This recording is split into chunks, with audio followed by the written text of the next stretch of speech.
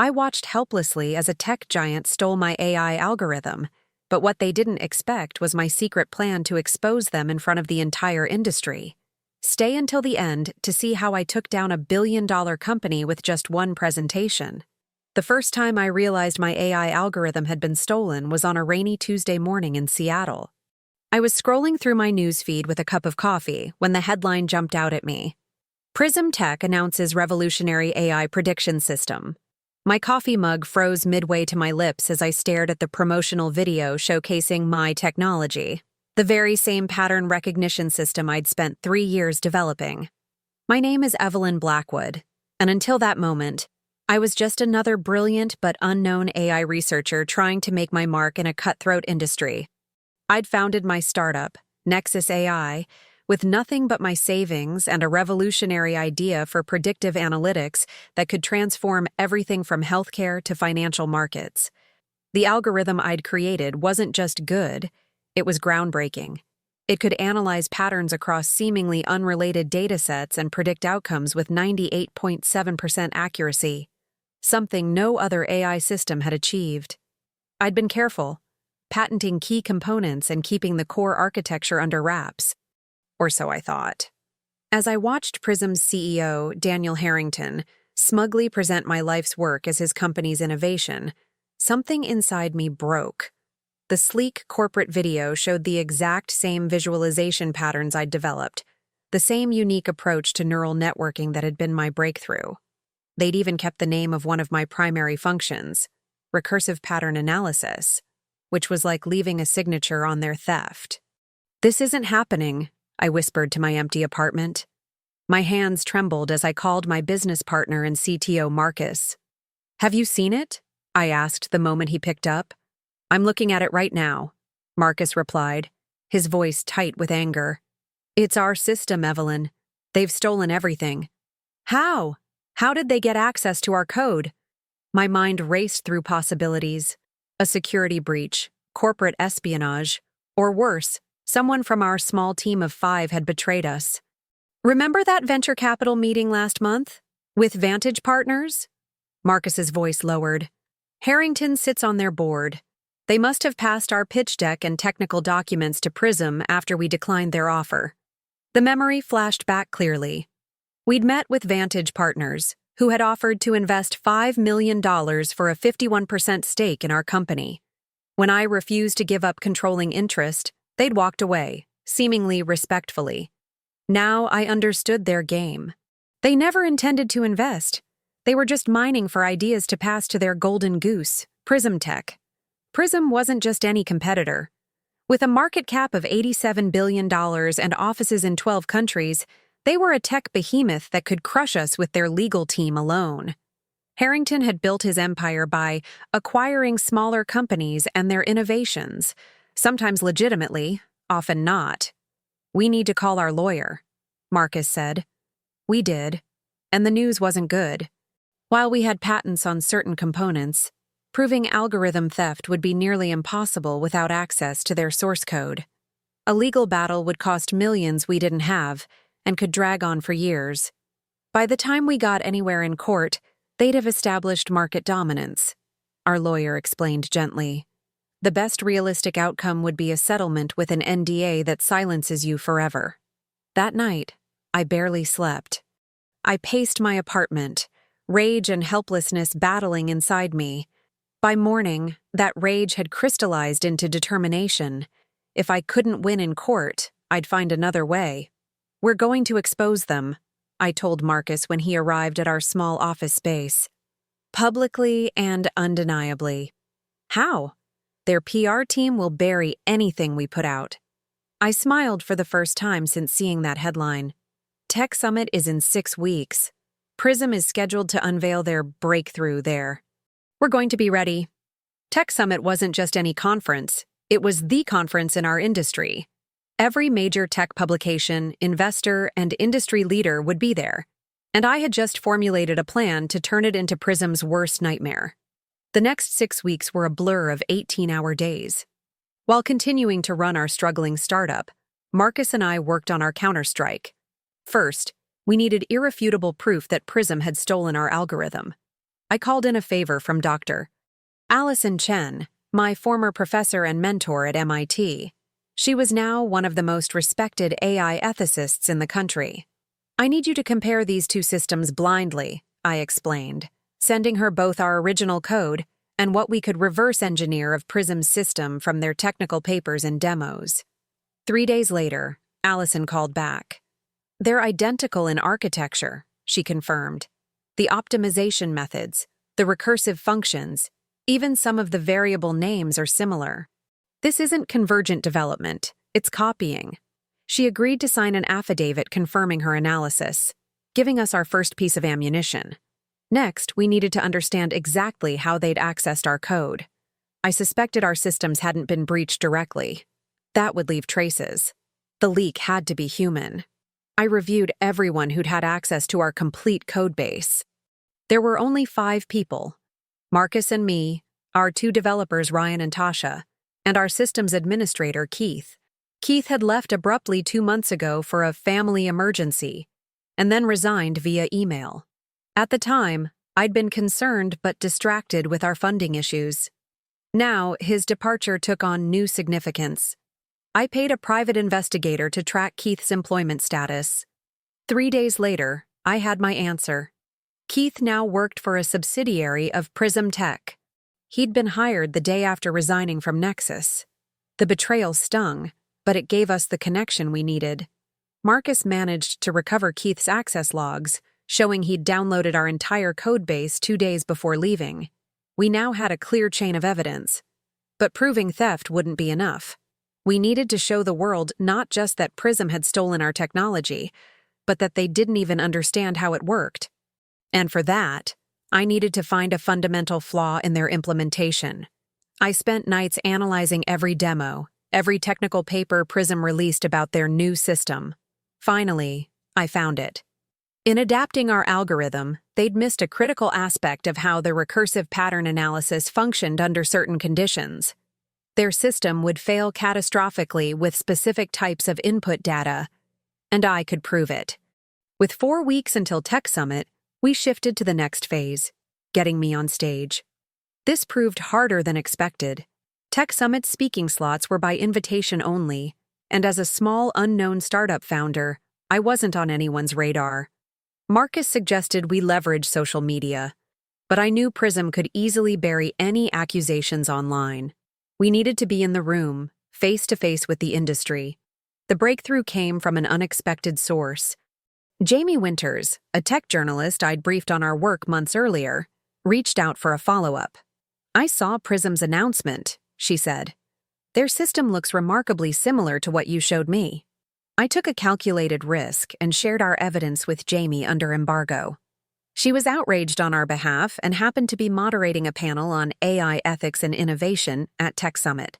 "I can't get you a solo speaking slot," she admitted, "but I can make you a last-minute addition to my panel. Harrington is giving his keynote right before us. You'll have the perfect opportunity to respond." With our stage secured, we prepared meticulously. I created a demonstration that would use Prism's own publicly available API to show how their stolen system would fail under specific conditions. Marcus worked on a visual presentation that would clearly show the identical nature of the two systems. We also prepared for the legal backlash. I transferred all my personal assets to my sister's name. We backed up all our evidence in multiple secure locations. We knew Prism would come after us with everything they had. 2 days before Tech Summit, my phone rang with an unknown number. "Ms. Blackwood," a smooth voice said when I answered. "This is Daniel Harrington from Prism Tech." My heart raced, but I kept my voice steady. "Mr. Harrington, what can I do for you? I understand you've been making some concerning claims about our new AI system. I thought we should clear the air." "There's nothing to clear up," I replied. "You stole my algorithm. We both know it."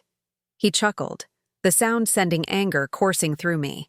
"That's a serious accusation without evidence. But I'm not calling to argue. I'm calling to offer you an opportunity." "What kind of opportunity?"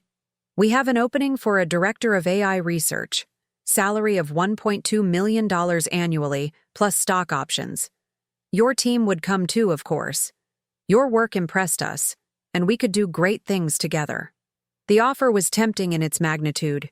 It would solve all my financial problems instantly, but it would also silence me forever. "You're trying to buy my silence," I stated flatly. "I'm offering you a chance to work with resources you can only dream of now." But yes, accepting would require dropping any misguided notions about intellectual property disputes. "I'll think about it," I lied, wanting to end the conversation before I said something I'd regret. "Don't think too long," Harrington warned. "This offer expires after Tech Summit." The implied threat was clear: take the deal or face destruction. When I told Marcus about the call, his face paled. "They know we're planning something." "Good," I replied. "Let them sweat." The morning of Tech Summit arrived with perfect San Francisco weather, clear skies and mild temperatures that belied the storm I was about to unleash. I dressed carefully in a tailored navy suit, projecting the confidence I needed the industry to see. The conference center buzzed with thousands of attendees. At registration, I received strange looks from the staff. Clearly, word had spread about last-minute panel changes. Harrington's keynote was scheduled for 2 p.m. in the main hall. My panel would follow at 3:15 p.m. I spent the morning networking, making sure as many influential people as possible knew to stay for the ethics panel. I spotted Harrington in the VIP lounge, tall, expensively dressed, radiating the confidence of someone who believed themselves untouchable. Our eyes met briefly, and he raised his glass in a mocking toast. I smiled back, enjoying the knowledge of what was coming. His keynote was exactly what I expected: slick, well-produced, and built entirely on stolen innovation. The audience of industry insiders, investors, and media responded with appropriate awe as he demonstrated the revolutionary capabilities of their system. "Our proprietary recursive pattern analysis allows unprecedented predictive accuracy," he boasted, using my exact terminology. "This is technology that will define the next decade of AI development." I sat in the front row, watching him take credit for my work, using his considerable charisma to sell my vision as his own. When he finished to enthusiastic applause, he looked directly at me with a smirk before leaving the stage. During the 15-minute break before my panel, the hall emptied somewhat, but not as much as usual. Jamie had done her job spreading word that something interesting might happen. When our panel was introduced, I took my place alongside 2 AI ethics professors and the CTO of a major cloud provider. Jamie introduced me last. And joining us as a late addition, we have Evelyn Blackwood, founder and CEO of Nexus AI, a startup working on pattern recognition systems.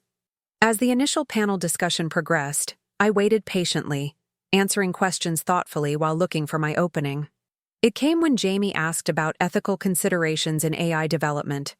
"Speaking of ethics," I said, "I'd like to address something directly related to what we just saw in Mr. Harrington's keynote." The room quieted. I could see Harrington in the back, suddenly alert. "The recursive pattern analysis system that Prism just demonstrated isn't their technology. It's mine. My company developed it over 3 years, and Prism stole it through corporate espionage." Murmurs spread through the audience. Jamie, playing her role perfectly, looked shocked. "That's a serious accusation, Ms. Blackwood." "It is, and I can prove it." I stood up and walked to the presentation computer. "May I?" Jamie nodded, and I connected my laptop. The large screens around the hall displayed my presentation. "First, I'd like to show you the architectural comparison of our systems." I displayed side-by-side diagrams of both algorithms. As certified by Dr. Allison Chen of MIT, these systems are identical in their core architecture. I moved methodically through our evidence, the access logs showing Keith's download, his subsequent employment at Prism, the identical function names, and even comments in parts of the code we could access. "But the most compelling proof is this," I continued. "In stealing our algorithm, Prism missed a critical component of how the recursive functions handle certain data types." I opened a live demonstration using Prism's public API. I'm going to input this specific dataset, which contains what we call recursive anomalies. Our original system handles these correctly, but Prism's stolen version will fail catastrophically because they didn't understand a crucial aspect of the architecture. The room was completely silent as I executed the program. On the massive screens, everyone watched as Prism's vaunted system encountered the test data and crashed exactly as I'd predicted, returning nonsensical results that no proper implementation would produce. This failure pattern is unique to a system that copied our architecture without understanding it fully, I explained. It's like finding identical typos in two students' essays, proof of copying. At the back of the room, Harrington was on his phone, likely calling his technical team in panic. Several reporters were already rushing out to file stories. I'm not here to merely expose theft, I continued. I'm here because innovation matters. Real innovation, not stolen ideas repackaged by corporations with bigger marketing budgets. I looked directly at Harrington.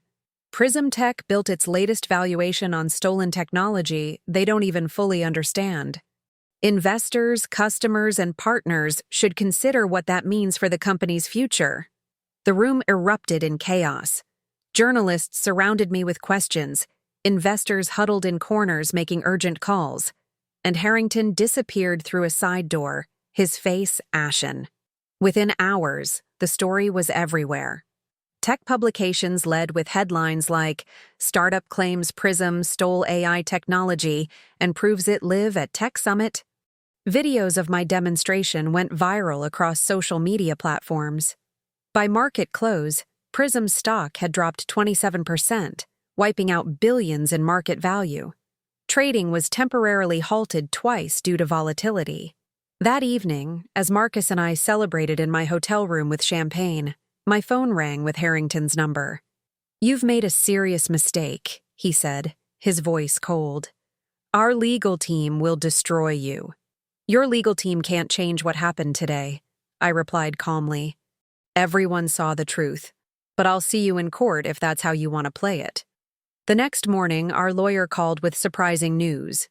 3 major venture capital firms wanted meetings with us. 2 potential clients had reached out about licensing our technology, and most surprisingly, Prism's board had called an emergency meeting. By the end of the week, Harrington had been placed on administrative leave pending an internal investigation. Prism's stock had stabilized, but at 31% below its pre-conference value. 2 weeks later, we received a settlement offer. Prism would license our technology legally for $175 million, plus royalties on all implementations. They would publicly acknowledge our contribution to collaborative development of the system. In exchange, we would drop potential litigation. It wasn't a complete admission of theft, but it was vindication and funding to build our company the right way. Today, 1 year after Tech Summit, Nexus AI has transformed completely.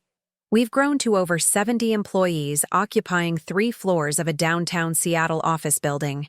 Our predictive analytics platform now powers systems for 5 major hospital networks, helping identify potential health issues before they become critical. We've partnered with climate scientists to predict environmental changes with unprecedented accuracy, and we've launched a financial services division that's already profitable. Marcus still leads our technical team, now with 4 department heads reporting to him. Ryan and Tasha, who stayed loyal through our darkest days, now lead their own development teams. We've instituted a generous employee ownership program, ensuring everyone who helps build our future shares in its success. As for me, I split my time between strategic vision for Nexus and speaking engagements about ethics in technology. The industry has started to change, slowly, with new protections for innovators and stricter consequences for corporate theft. Harrington ultimately resigned from Prism with a golden parachute worth millions, but his reputation was permanently damaged. Several of Prism's board members were forced to step down when their knowledge of the theft became public. Keith, our former employee who stole our code, was quietly dismissed and now struggles to find work in the industry. The tech world's memory is short for failures, but long for betrayal. My Tech Summit stand has become something of a legend among startups facing down corporate giants. Last month, Forbes featured me on their cover with the headline, "The Woman Who Wouldn't Back Down." The article detailed not just our technology, but the broader movement toward accountability that our case helped spark. 3 states have since passed stronger laws protecting intellectual property in software, citing our case specifically. Sometimes I wonder what would have happened if I'd taken Harrington's offer of employment. I'd be wealthy but working on someone else's vision, building someone else's dream with my stolen ideas. I'd have traded my integrity for comfort. Instead, I'm building something authentic, something that matters, something mine. Yesterday, I received an invitation to give the opening keynote at next year's Tech Summit. The topic they've requested: innovation, ethics, and the future of AI. The irony isn't lost on me.